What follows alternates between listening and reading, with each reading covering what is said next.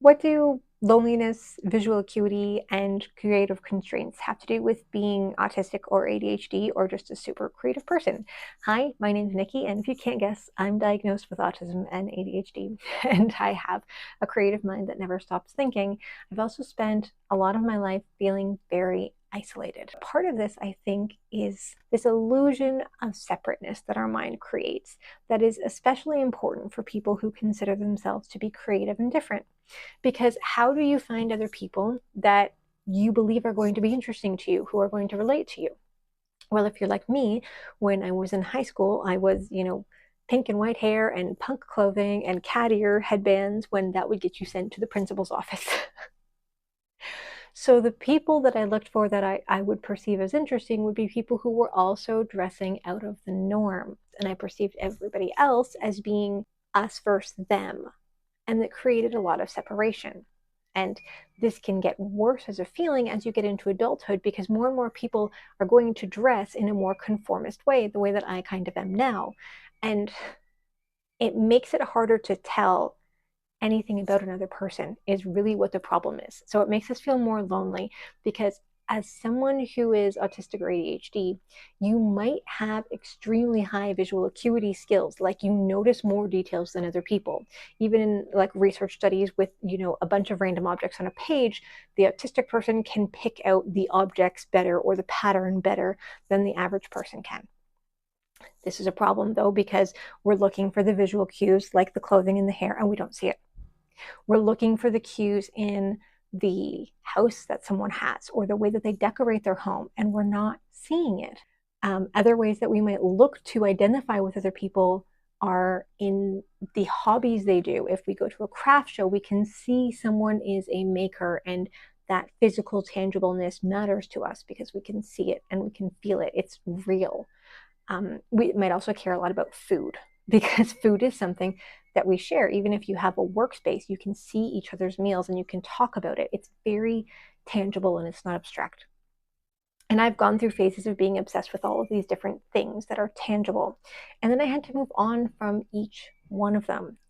And the reason that I did that was because I discovered the power of creative constraint, which is to say that when I let myself expression spill out everywhere. I make, crunchy mom food, and then I'm building my own furniture myself. And then I'm homeschooling my son. And we're going on all these crazy adventures that no one else is going on. And it's all amazing, but I'm not getting very far because in every single moment, I need to express myself fully. And if I'm means I need to put my emotions into everything and my energy into everything. And that's dangerous territory because then it means that you're attached to the food you're making, you're attached to the clothes you're wearing, you're attached to what your child's doing for school because you're expressing yourself so strongly through there. That energy matters to you. It needs kind of a form of validation. It puts you at odds with other parents who aren't doing the same thing as you. So as you learn to just not give a damn about this stuff, as you learn to drain the energy out of these things, you free up a lot of energy and time and mental space to focus in on like a pièce de résistance in your life. It's kind of like coming to this point where you're like, I don't need to be super creative everywhere. I can wear plain people clothing and it's fine. And in doing this and freeing up that energy, like it makes life a lot easier. There's a lot less rules. Everybody's a lot more chill. But it also brings to your attention, or what it brought to my attention, is that I no longer look super unique and like I have an insane mind to 99% of people because you can't tell just by looking at me. Which means that everybody else around me who looks really boring because they are wearing everyday clothing and they're not expressing themselves with crazy hair colors and their house looks kind of boring, it doesn't mean that those are boring people. It means that they're just not expressing themselves through clothing or home or food. There is very much likely, one or two or three ways that they express themselves creatively, who they really passionately are. but they're just not things that I can see at a glance. So it kind of opens up this lens of, oh my gosh, everybody's not boring. Everybody is super interesting.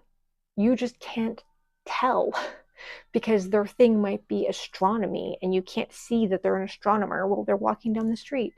Or once I was at a farmer's market and I went to talk with someone who was selling soups, and they were actually like a world leading cell biologist, which is so cool because I love neurobiology. Everybody looks really boring, and it makes you feel like you are so alone because your mind is looking for people who visually make sense to you. But there's so many things about people that are interesting that you would love learning about and love listening to and love connecting on that you just can't tell when you're both walking your dogs past each other. That is the importance of being able to talk to each other and of knowing how to ask the right questions to get to the good stuff. That's like an intentional topic, though, that is not for today. Today's just making sure that anybody who's growing in the weird mental ways that I am knows that you're not alone.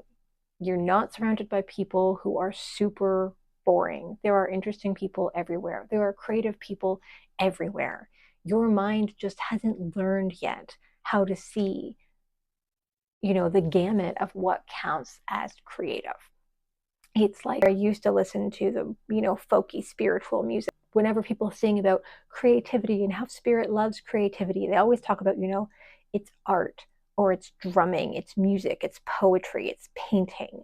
They never say it's science or it's making a themed kid's birthday party or it's how you design a playground for children. But all of those things are creative expression. Everything that you do can be creative expression. It's just that some of us get wise on constraining our creativity and focusing it towards a certain outlet so that that thing comes out really amazing. And everything else we just leave to the side. If you read books about famous artists or writers, this is often something that comes up. They might have the exact same routine 7 days a week for their entire life.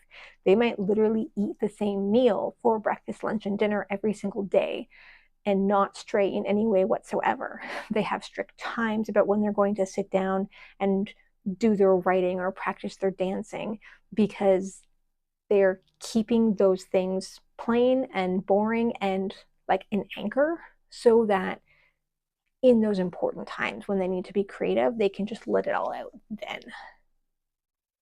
So, like I've said maybe 5 times now, you're not alone, and everybody isn't boring, I promise. It's just really difficult to learn how to perceive the really cool, interesting things about people, but it's there. And I hope that this helps somebody because being autistic and ADHD is really weird. Like life and society and culture and socialization and relating to other human beings can be very, very confusing, but it doesn't have to stay that way forever. If you like this video, you can hit subscribe and follow along. I'm not going to promise that I know exactly what videos I'm making next. I'm figuring out what my voice is right now, and you are welcome to join me for the ride.